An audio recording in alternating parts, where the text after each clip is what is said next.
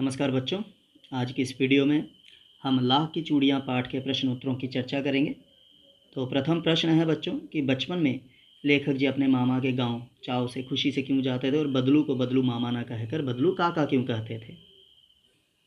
तो बड़ा सरल उत्तर है बच्चों इसका, चूँकि जो बदलू काका थे, जो मणिहार थे, वो लेखक जी को रंग बिरंगी लाख की गोलियाँ बना कर देते थे, इसलिए बदलू काका उन्हें बहुत प्यारे थे, इसलिए वो खुशी खुशी मामा के गांव जाते थे। और दूसरी बात, जो दूसरा प्रश्न था कि वो बदलू काका क्यों कहते थे मामा ना कहकर, तो वह बदलू जी को बदलू मामा इसलिए कहते थे और बदलू मामा की बजाय काका इसलिए कहते थे क्योंकि गांव के सारे बच्चों ने वही कहते थे। और दूसरा, वो खुशी खुशी इसलिए गांव जाते थे क्योंकि उन्हें रंग बिरंगी लाख की गोलियां मिलती थी जो उन्हें बहुत पसंद थी। अगला प्रश्न है, वस्तु विनिमय क्या है, विनिमय की प्रचलित पद्धति क्या है, मतलब आजकल के समय में विनिमय की पद्धति प्रोसीजर कौन सा चलता है। तो बच्चों वस्तु विनिमय वह पद्धति है, प्रोसीजर है जिसमें किसी वस्तु के बदले हम अपनी मनचाही वस्तु ले जाते हैं। इस प्रकार वस्तुएं पाने के लिए हम पैसे की जगह वस्तुओं से भी वस्तु का लेन देन करते हैं, धन नहीं देते, वस्तु की जगह वस्तु देते हैं। ये पहले समय होता रहा, आपको पता ही है, बार्टर सिस्टम जिसे कहा जाता है। परंतु वर्तमान समय में यह संभव नहीं है, एक तो जनसंख्या ज़्यादा है। अब इसलिए आज के समय में जो प्रचलित पद्धति है वो है वस्तु लेने के लिए मुद्रा देना, अर्थात करेंसी देना, पैसा रुपए देना।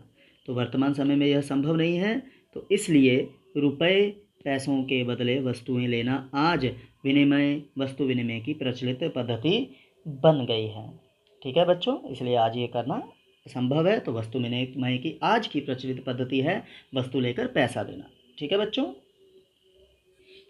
अगला प्रश्न है, मशीनी युग ने कितने हाथ काट दिए हैं। ये मैंने सारांश में भी बात की थी। तो इस पंक्ति में लेखक जी ने किस व्यथा की ओर संकेत किया है। तो बच्चों, मशीनी युग ने कितने हाथ काट दिए हैं, इस पंक्ति के माध्यम से लेखक जी के द्वारा मशीनों का अंधाधुंध प्रयोग करने से जो बेकारी उत्पन्न हुई और बेरोजगारी हो गई है उसकी तरफ उन्होंने संकेत किया है। ठीक है बच्चों। अच्छा, चूंकि और क्योंकि एक ही मतलब होता है बच्चों। क्योंकि से पंक्ति शुरू नहीं होती, इसलिए चूंकि शब्द का प्रयोग किया जाता है। चूंकि सैकड़ों मनुष्यों का काम करने के लिए केवल कुछ ही मशीनें काफ़ी हैं, ऐसे में बहुत से कुशल कारीगर, जो बेहतरीन कारीगर होते जो हस्तकलाएँ जानते हैं, तो वह बेरोजगार होकर भूखों मरनों की कगार पर पहुंच जाते हैं, भूखे मरते हैं वो, तो कहीं ना कहीं उनके लिए जीना मुश्किल हो जाता है।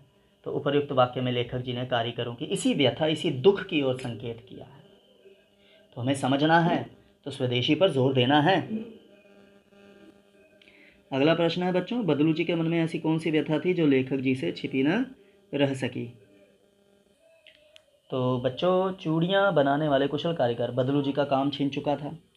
वो अब उपेक्षित हो चुके थे। उपेक्षित मतलब बहुत दुखी, डिसअपॉइंटेड हो चुके थे, कोई उम्मीद नहीं रही थी, असहाय हो गए थे, हेल्पलेस, लाचार हो गए थे। जिन कांच की चूड़ियों से उन्हें चिढ़ थी वह आज हर ओर दिखाई पड़ रही थी। हम लोगों के कारण ही ना, सस्ती मिल जाती थी, मशीनों से बनती थी। तो अब कारीगरी के बदले कम सुंदरता तथा चमक को महत्व दिया जाने लगा था। यही व्यथा लेखक जी से छिपी न रह सकी। क्यों? क्योंकि उन्हें कांच की चूड़ियों से चिढ़ थी। अब तो हर जगह कांच की चूड़ियाँ ही थी, तो वो जो दुख था वो छुपा ना सके। ठीक है बच्चों। तो यहाँ व्यथा की वर्तनी गड़बड़ हो गई है, मैंने कहा गया ये था को आना है। ठीक है। मशीनी युग से बदलू जी के जीवन में क्या बदलाव आया। तो बच्चों, प्रश्न था मशीनी युग से बदलू जी के जीवन में क्या बदलाव आया।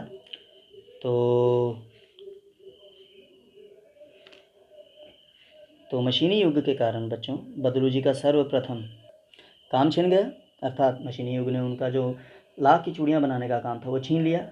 वह बेरोज़गार हो गए, उन्हें गरीबी में जीवन बिताना पड़ा, उन्हें अपनी गाय तक बेचनी पड़ी, क्योंकि क्या खिलाते उसे। और कहीं ना कहीं दुख से वो ज़्यादा कमज़ोर हो गए और वृद्ध भी हो गए, माथे पर नसें उभर आई।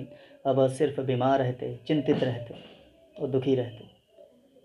तो ये देख सकते हैं, एक दर्द हम समझ सकते हैं कि वो क्या था, एक मनुष्य का जो मेहनत करना चाहता था पर मशीनों ने उसे खा लिया था। धन्यवाद बच्चों।